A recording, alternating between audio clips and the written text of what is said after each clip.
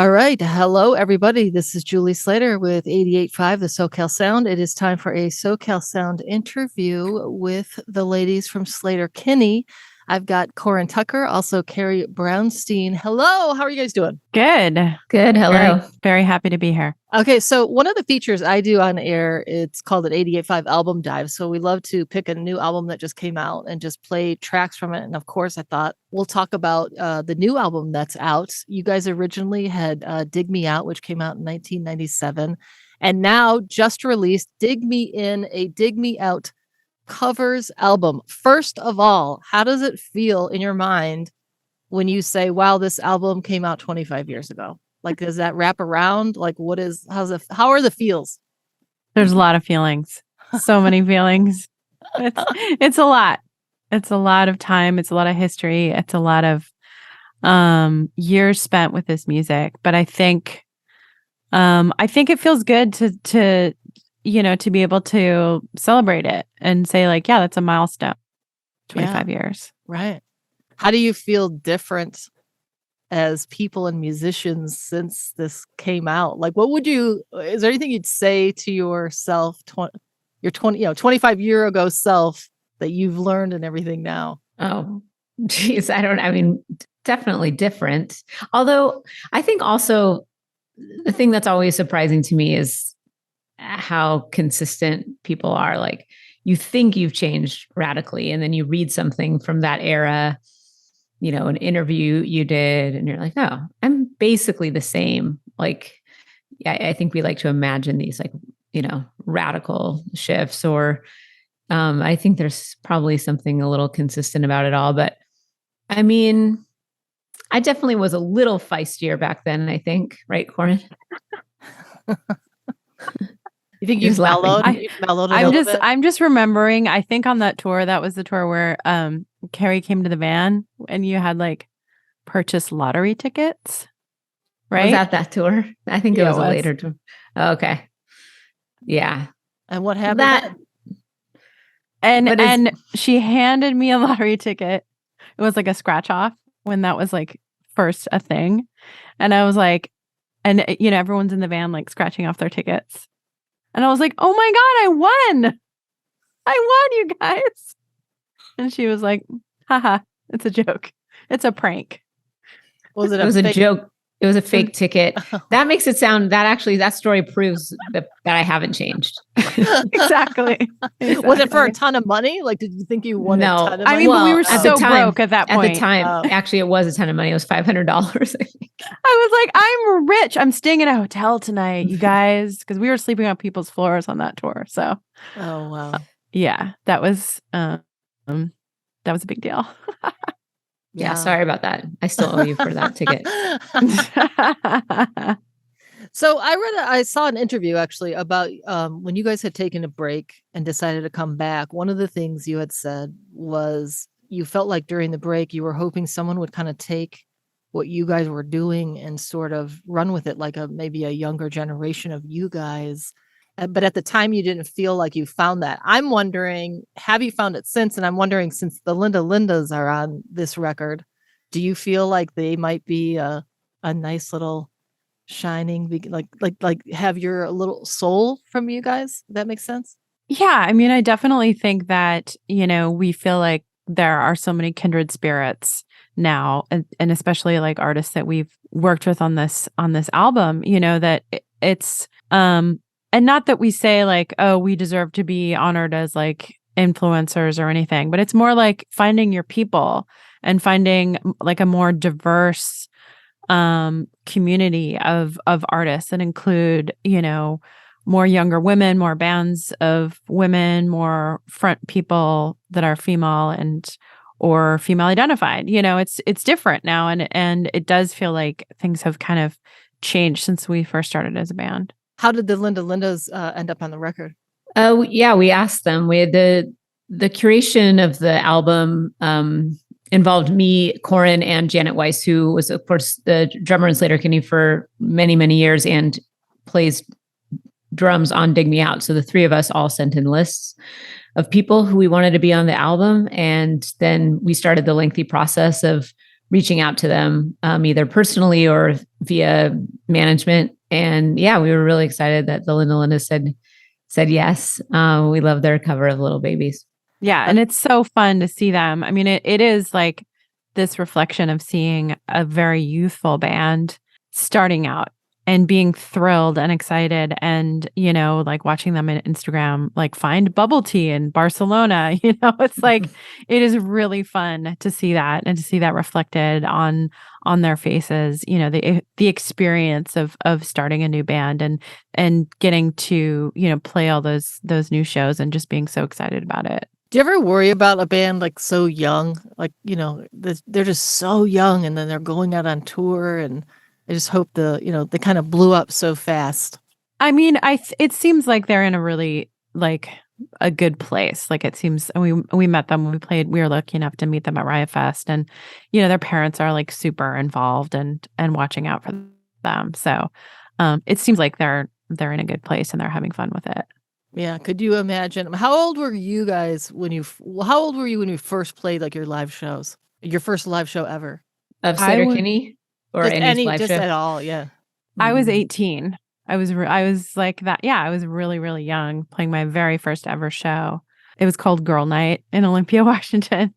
And so, yeah, I mean, I think that for me, I felt really safe doing that because I was a part of this community that was like very focused on like independent music and different voices and celebrating female artists. And, you know, so I just think I was super fortunate to be a part of that community at such a young age. And I think I was 18 as well. Must have been. Yeah. It felt young, but when you're 18, you feel older, obviously. Yeah, when you look back, you're like, oh, 18's a little baby. Yeah, because 18, you're like, I'm an adult now. I know everything, so I'm fine. Yeah. That's funny. I do want to go over a couple, because some of the tracks I'm going to play. How about, how was Courtney Barnett's contribution to this? How did that all work out? That was so amazing. I mean, I think we just asked her, you know, like, what do you think about, you know, doing a cover? She's like, yep, boards and guitar, got it. Like, I'm going to go to my place in like the desert and just turn out this like amazing track, like so fast. I mean, she's just, you know, she's like a wonder, totally just a musical genius all on her own. Yeah, I watched her, the documentary on her. I haven't seen it. I'm gonna need to watch it. Yeah, she's just amazing. She's just like a really focused writer, performer, all of it. So did the artist get to choose the songs, or did you guys say, hey, can you do this song? No, I think the artist chose. I mean, obviously at the beginning, people who responded to our inquiry first had more choices. So if, you know, and often people are busy or just, you know, like doing other things, but the people that kind of responded early on, they got to pick whatever song they want. And then, you know, halfway through, it's like, okay, well, there's these 6 songs left. And then, but yeah, it kind of worked out organically. No one, you know, when we were down to 3 songs, there was no one that was like, nah, no, those are, you know, everyone I think found their way into the song and found a way to relate to it. So yeah, it felt pretty natural overall. And how do you feel, like, I'm going to be playing certain tracks off this record and play like clips of our conversation into it. How would you feel? How do you feel about St. Vincent's version of Dig Me Out? Like, what are your vibes from what you wrote and then her version of it? I think it's, you know, a totally cool, like stylized St. Vincent vibe. You know, she's taken it and made it this very like edgy, almost like science fiction sounding song, which I think is super cool. And, you know, her vocals on it are very edgy and like emotional. So she's taken the kind of idea of the song and made it sort of like a different, like more like modern take on it, I think, which is just really interesting. Yeah, it's very taut. You know, it's like she sort of distilled like the anxiousness and urgency of that song. And it's just like she's balancing on this single wire. Yeah, I think it's like going back to like the Courtney thing. One thing I love about hearing contemporary artists cover songs is that you can tell how culture has changed. Like when we were singing words and guitar, it was about claiming or reclaiming, I guess, claiming something that we felt like inherently wasn't ours. That like, in the 90s, this idea of like being in a rock band and being female was still tenuous, and you had to really stake your claim and, sort of claw your way in. And you can hear that in the song. It's just like, it's almost like its own rallying cry. It's, sort of like your own mantra to remind yourself, like, I'm worthy of this, I'm capable of it.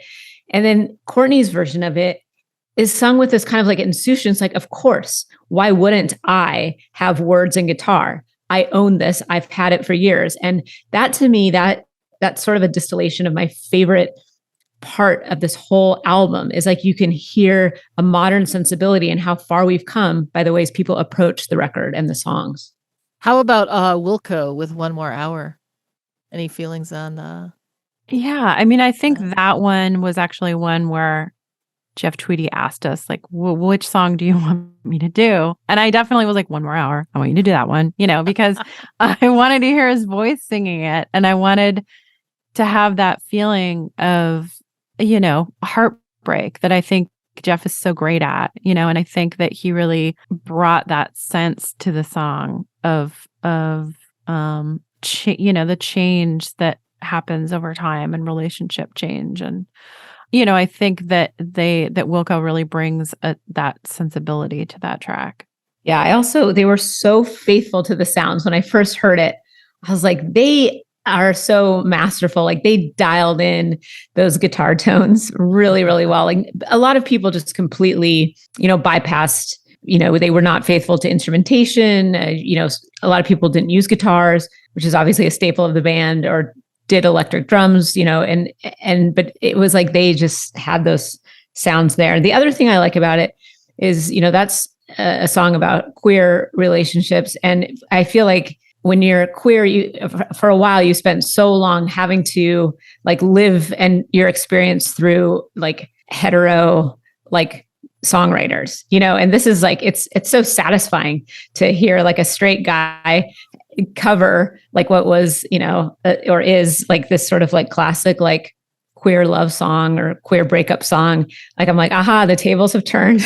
but the thing is, it is so universal, and that's what you always want as a writer, that it's not just a love song between two people, or it doesn't matter what the orientation or sexuality is. But I just think for so long, if you were queer, you were so reliant on sort of the straight perspective, but really you want to be singing the songs for everyone. And that Wilco is such to me, it's like just a great distillation of that. It's like, okay, good. This is just a love song. It doesn't fit into a single category anymore. Yeah, that's awesome.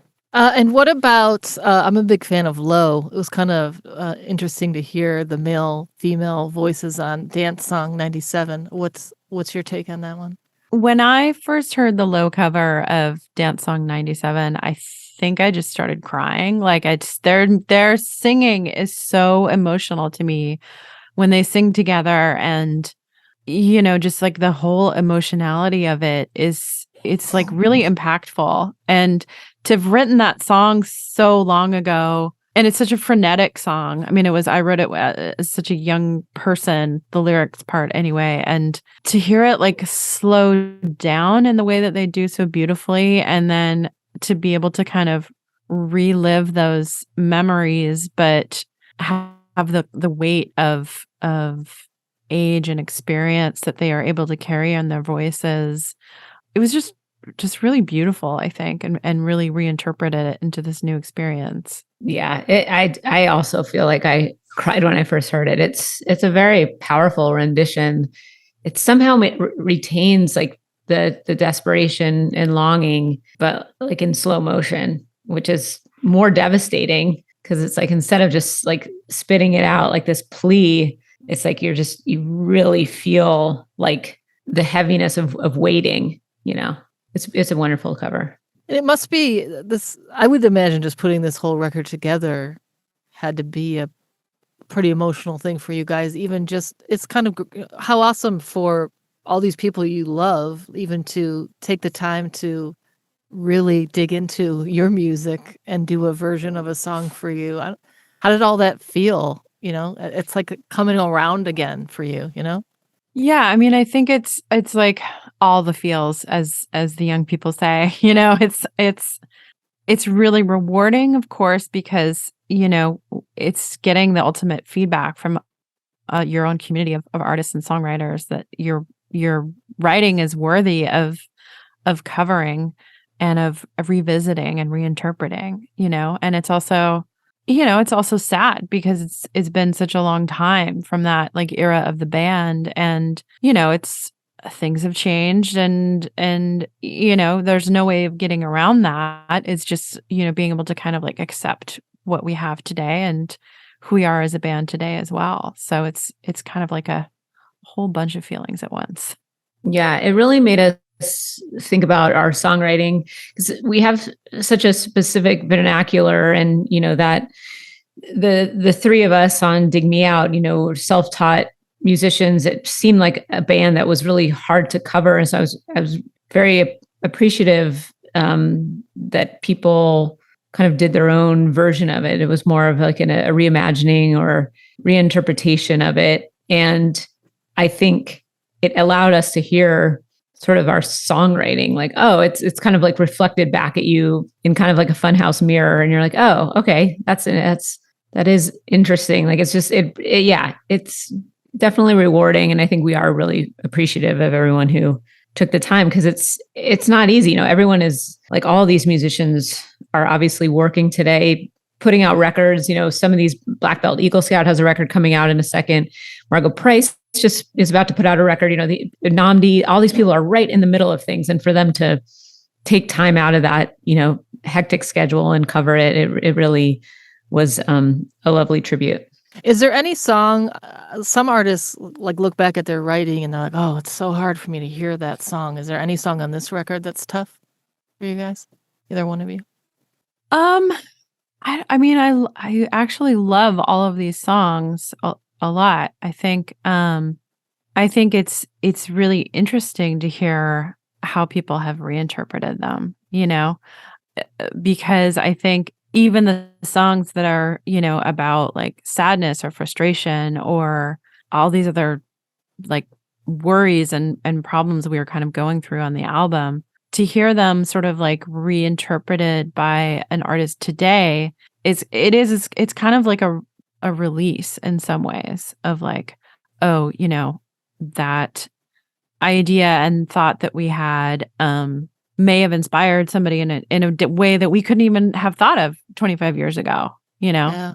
Yeah, I don't think there's any song on this. I think this is an album for us that, one, has always been easy to play live. Like this is an album that lives on for us, more so than others. The album that followed it, Hot Rock, very hard to play live. So hard to play live. Very few songs from that album were even playable live when we wrote it and toured on it. So this is an album I think that lives and breathes at our shows, even in 2022. So I feel like that relationship to the album, I think, remains very close to us. Like it's an ever evolving one. It's not just something that we've sort of discarded or put into the past. So I think that helps too. It's something that feels very much a part of the band now as well. So it's kind of on a continuum. And I think part of that is because we have such fondness for the songs, and they're not ones that are hard for us. They are in some ways very quintessential.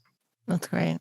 We are running out of time. I just wanted to ask, I guess, is what's next for Sleater-Kinney? What's on the deck for either one of you, or together? Or we are actually working on stuff together. So yeah, we're looking towards 2023. Super excited about it, and just writing some stuff. Yep, we're just in writing mode.